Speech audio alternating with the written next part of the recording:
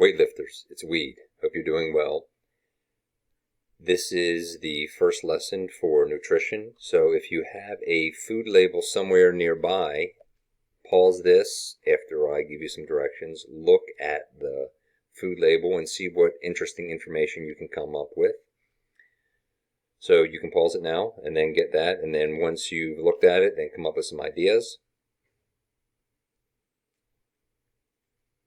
Okay, so on the food label, you should see serving size, you should see the different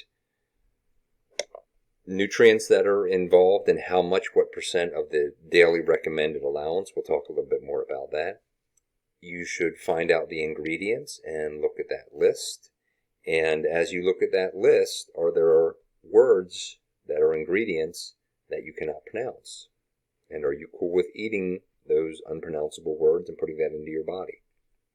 Normally in class, I hand out a bunch of food products that I have the labels, and we go through that, and there are some unknown words that are there. Multisyllabic, lots of syllables, not very many vowels.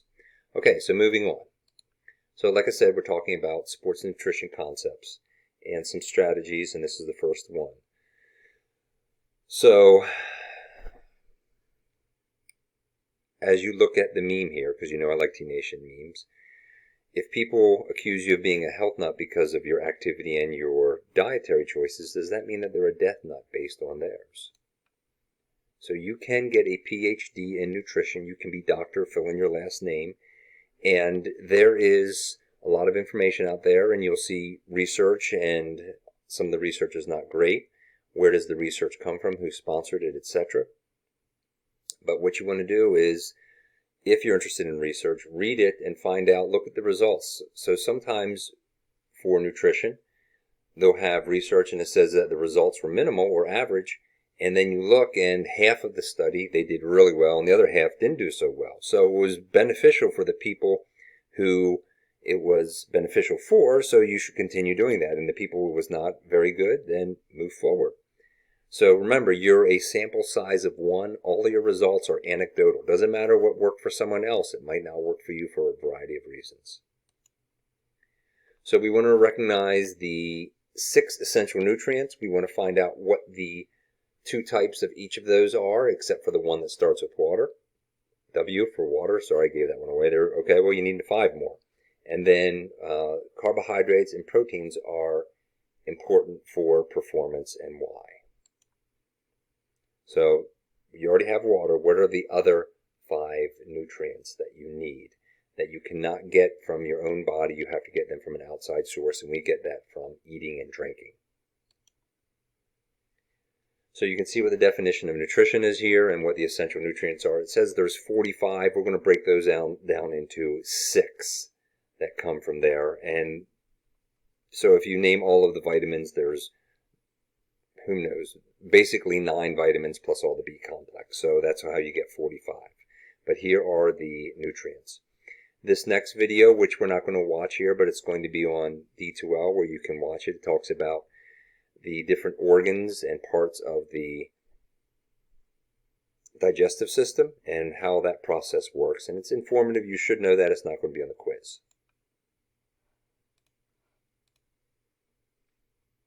So there it is. You can find that link on D2L under the web page. So here are the 6 nutrients: carbs, fats, minerals, proteins, vitamins, and water. So right now, stop and think, okay, what are the 2 types of each of those except for water? It's not salt and fresh, or bottled and not.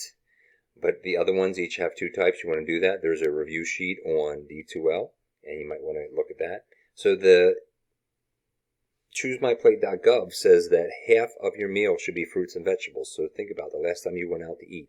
Was half of your plate made up of fruits and vegetables? Probably not. It was probably mainly this one right here. So people, when they go out to eat, they're looking for the proteins. That would be your meats, for those of you who are not vegetarian. So here's some information about carbohydrates. You can see it's an energy producer. It's a macro, and it's 4 calories per gram. The recommendation, which might not work best for everyone, is 45 to 65% of your daily caloric need. For protein, macro, 4 calories per gram, The recommendation is somewhere between 10 and 35. 10 is a little bit low if you are trying to get stronger and or bulk. And then fats, 9 calories per gram. There's a video coming up here which you could watch. Fats are not harmful, they're necessary, it's an essential nutrient. But 20 to 35, in the late 80s and early 90s, there were a lot of bad reports about fat, and that's when we'll talk about the next lesson about metabolism, how that kind of happened.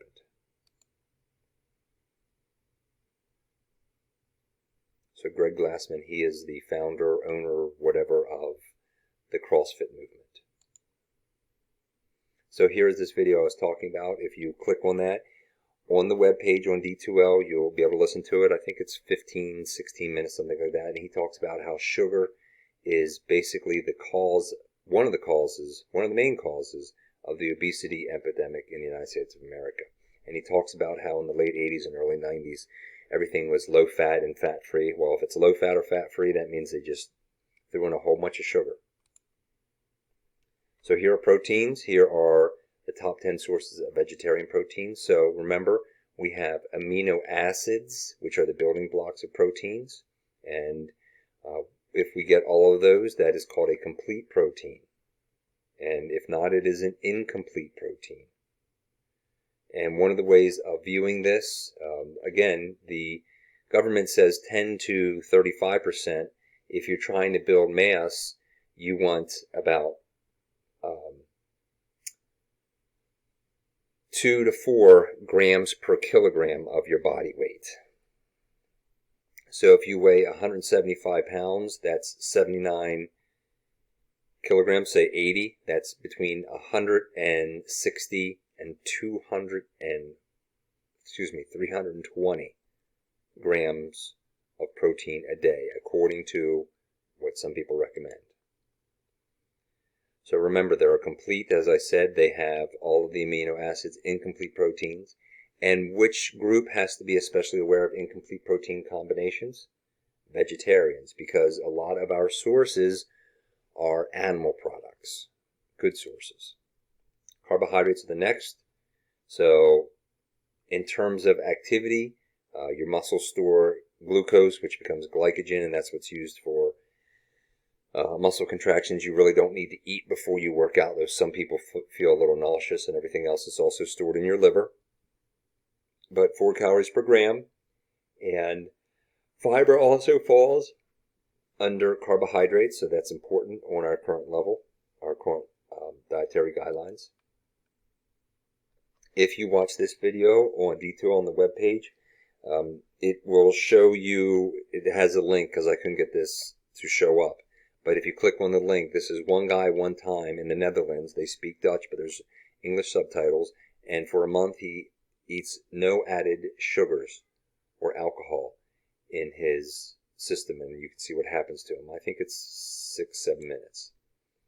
So carbohydrates, the two types, are simple and complex.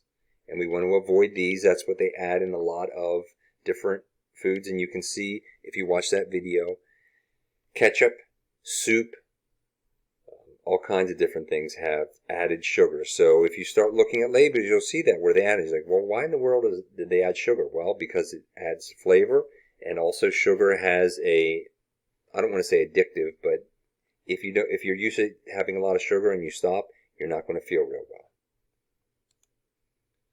This next video is about those of you who drink sugary beverages, iced tea, soda, and also a lot of your sports drinks and your energy drinks have a lot of sugar in there. So you can check out what happens here. This link is also on D2O on the webpage.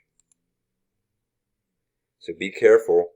Obviously, if you go to Starbucks and you get a drink, yeah, there's going to be a lot of sugar in there. But also, it says reduced fat. So remember, reduced fats means added sugars. And we eat an insane amount of sugar as Americans. The next one, so these are all macros, carbs, proteins, and fats. So fats are a macro, 9 calories per gram. That's one of the reasons why. And also, within saturated fats, that's where you can get cholesterol. And there is a risk for some individuals with higher cholesterol for heart disease. So there's two types of unsaturated, poly, and mono. And remember, saturated fats come in both animal and plant products. So if you eat a peanut butter and jelly sandwich, there's saturated fat, but there's no cholesterol because animals need cholesterol, plants do not need cholesterol. So vitamins are another one. The next slide, you'll see the list of those. So there's two types: water and fat soluble. So here is the water soluble, which is the B and C complex. And so here's vitamin C, and all of these are the B complex. You don't have to memorize the best sources and how much you should be taking in and what they do, but you should know them as a human being. Fat solubles are A, D, E, and K, and they're right here. Again, you can see what the best sources are and how they help the body. We want nutrient-dense food, which means they have a lot of these and minerals, which are coming up, not a lot of calories. So your broccoli and your kale and your carrots and your celery, they have more of these and not a lot of calories. Where if you eat a steak, there's nothing wrong with steak, you get a lot of energy, but you don't get all of these. You get some of these. So you want to be aware of that. So minerals, there's two types. There's macro and micro or trace. And you can see the list here, obviously calcium. Sodium, we don't want to overdo sodium. We get that plenty in our processed foods. So you can see what some of the functions are. And again, here's a list. This is not a graduate level nutrition class. I took that when I was in college, my graduate degree, and we had to memorize all of the vitamins, all of the minerals, what the sources were, what happens when you had a deficiency. And now they have this new thing. It's called the internet.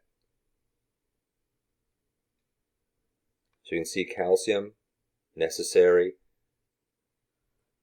and what it does. And look, we have milk and broccoli and green leafy vegetables. So all of these come from plant and animal sources, just like vitamins. So the vitamins and minerals grow up in plants. Animals eat those plants. We eat those animals. We can get them vicariously through them. And then water is the sixth one. Vitally important.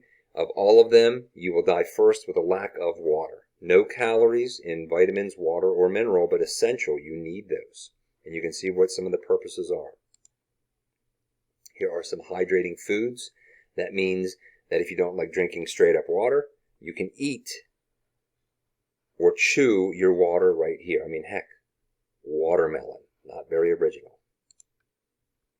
And then I don't know if using Usain Bolt as the average male is appropriate, but males are approximately 61% water, females 56% water. That doesn't mean that every male on the planet is 61 and every female is 56. It's just a overall estimation, a guesstimate of what that is. So, can you recognize and evaluate the 6 essential nutrients? C, F, M, P, V, W. And remember, there's a little F right beside this one. Determine the importance of carbohydrates and proteins for performance. And you need fats as well. So remember, it's about being the best you that you can be. Please email me or reach out to a classmate to find out more information. Check out the webpage on D2L and look at some of the other videos. They're interesting. Take care. Eat well, move often.